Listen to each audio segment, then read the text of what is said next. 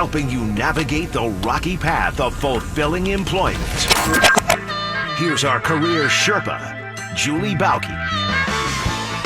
Scott Sloan Show 700 WLW. Julie B is here from the Bauke Group, B-A-U-K-E. She's our career coach and analyst on the show, and joins to talk about your career and the like every Wednesday morning at this time. Today is no exception. Julie, before we get to the story, a bizarre one at that, and I don't even know what to call. How would you tease that? Write a tease for me for the story you wanted to. Okay, I would say behave yourself while you're traveling for work, because don't expect your employer to cover you for injury suffered while sleeping with someone not your spouse. Now that's a tease. Before we get into that, I had this story the other day on what your take is. This is what we talk about. The reason you work is why. We work in order to take care of our family and ourselves, but also someday, hopefully, call it quits and enjoy what we would call the good life in retirement, right? Ultimately, that's why we work. Okay? Some people do it for altruistic reasons included, if you're, a cop or a firefighter or a volunteer, whatever it might be, and certainly there's other factors that are in there, but generally that's it. I work, I pay my bills, I take care and raise my family, and then hopefully I have enough at the end of it so that I can go, to hell with you, I'm going to do what I want for a change on my schedule and be selfish for maybe 20 or 30 years. I came across a story the other day that says this, Julie, that said, for people who retire at age 55, you are expected to live another 25 years. And this is a study done by looking at actuarial tables and examining people who have worked and retired in such industries like in aerospace and others. Boeing is one of the companies that were in there. IBM is another one. And said if you retire at 55, that you will live for 25 years. Guess how much you will, guess how many years you will live past 65 if you work till 65, on average, typically. About 2 years. 2 years. 2 years. If you're retired at 55, you'll live 25 more. If you work to 65, generally speaking, and this is the actuarial now, so your results may vary, but you will live 18 months to 2 years before you die. Now, what does that say about the quality of places where we work, but specifically what work does to our body? What they're saying is that the last 10 years of your career after age 55, it takes an extreme mental and physical toll on your body just going to your job. I believe that can be true, so I think everybody needs to retire today.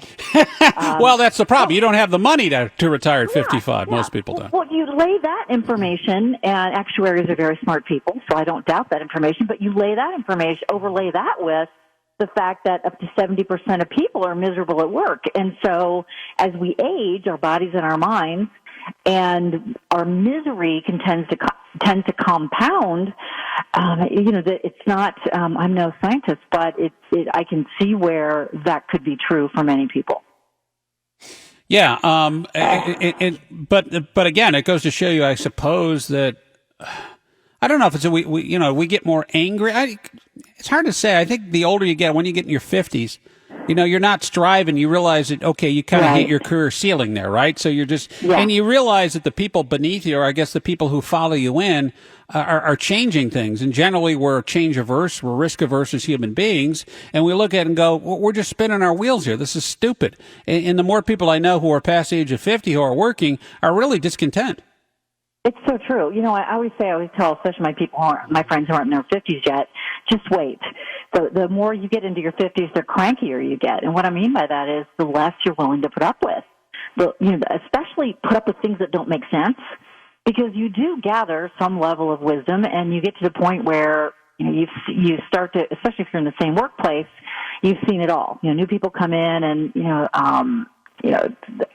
what's the Who song? Here's the new boss, same as the old boss. Yep. They do things. They're like, yeah, we did that 10 years ago. It doesn't work. And then you start to get a reputation as somebody who doesn't want to change. And it just starts to wear on you even more than ever. I think the further you get into your 50s and beyond. And so that grind, that mental, emotional, and physical grind, especially if it's been cumulative, like if you've been in a career you don't like through your 20s, 30s, 40s, and 50s, it starts to get to the point where you can't stand it anymore. And it's such a shame, but I understand how it happens. And that cumulative effect of all the stress on you over those years and all the misery of coming home and saying, I got to get out of there, and then another 5 years goes by, another 10 years goes by, and you're still there, it has to show up someplace. And for some of us, it shows up in our relationships with others. And some of it shows up physically. We get more sick. We break down. It shows, it's going to show up. I mean, stress shows up someplace, but in each of us, it shows up someplace different. So, and we can be just the masters and mistresses of denial. Just, I'm fine. We all do it. It's just a job. I'm not supposed to like it. Well, nobody else likes their job, so what's so unusual about me? I got to do it. I don't have any choices.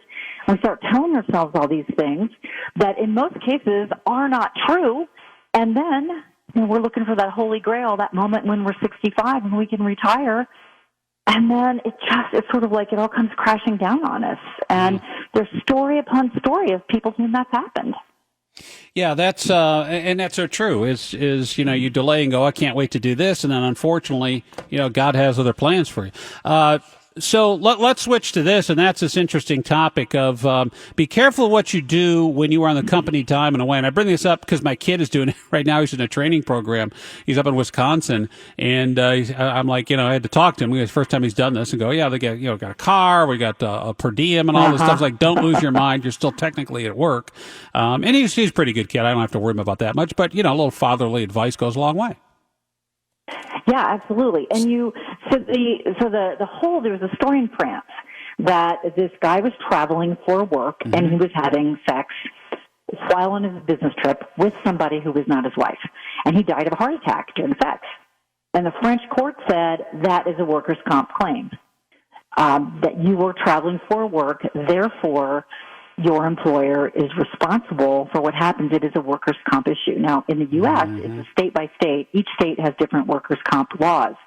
But, like, for instance, traveling to and from work. Like, if you're driving into the big one in the morning, that is generally not covered in every state. That's not considered workers' comp eligible if you're in an accident. But when you're traveling on work, there's a lot more fine lines there. And we talked before about when you travel, you are representing your company, and you can certainly get fired for what you do while you're on a business trip. Let's say you get drunk and get arrested, or or something. You're drunk and you're driving the rental car, and you could get fired for those things. So in some states, they've said, hey, workers' comp applies as well. It kind of depends on what you're doing. But I think this. I keep thinking about the poor spouse getting the news. Yes, Jean-Claude has passed away. Oh, no, what happened? Right? What do you,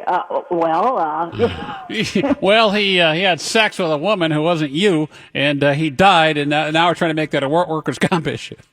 Right. And she probably was like, Yeah, we're not, even in France, where they'll cover all that, we're not going to cover that one. Yeah, she's like, give me the money. I need something. Well, different laws here, obviously, than in France, but I think your point is not missed, is that, you may have a business trip. And I think the thing is that the folks that are true road warriors, people who are on the road, my sister-in-law, for example, is on the road, I think, 2 weeks a month.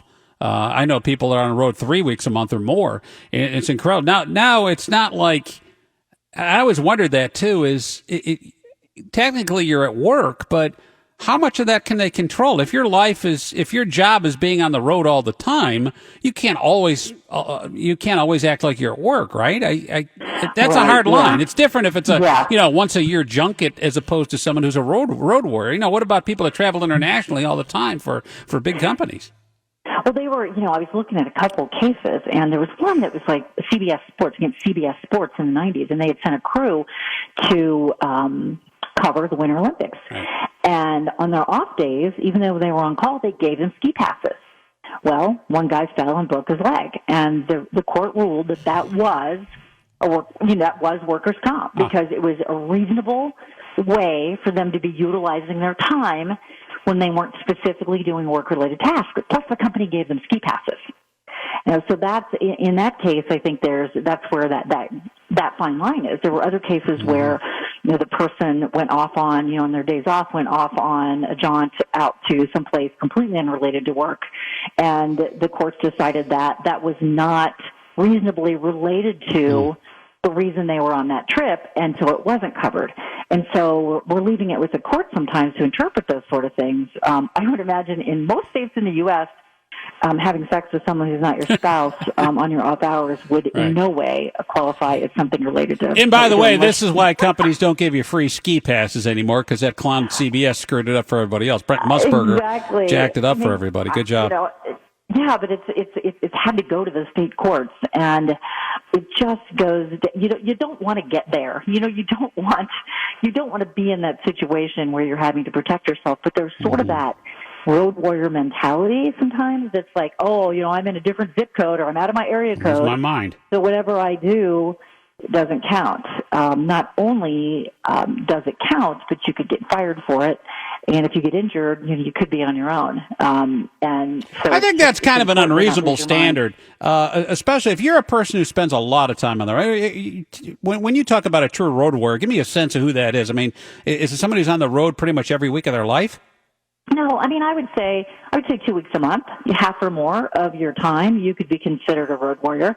Very, very few people are away 100% of the time. A lot of times, younger people early in their careers who work for consulting firms, they don't have those home obligations. They're young.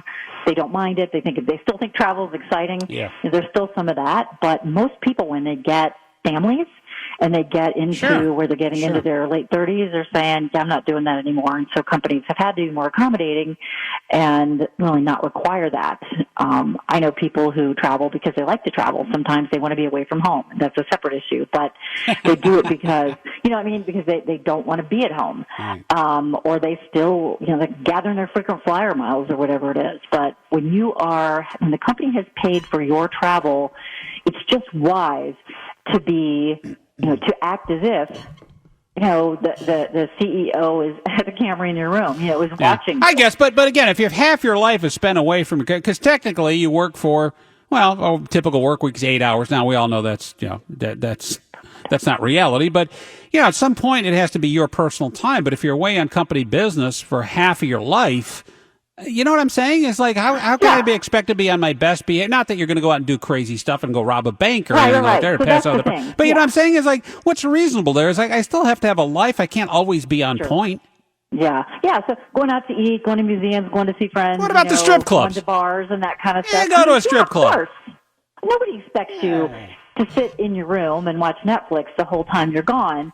But if something happens, if there's an incident, your company is going to come down on you, especially because it's going to be, Scott Sloan, employee of iHeartRadio, and the big one. I mean, it's attached to the company, and it can sully their reputation. Yeah. And so companies take a dim view of the kind of things that come back and trash their reputation. Right. Unless, of course, it's somebody who's on the board of directors or higher up, then they can hang out with prostitutes all they want. Well, that finds its way onto, look at all this Jeffrey Epstein stuff. Robert Kraft, right? People, Bob Kraft, that's a different story.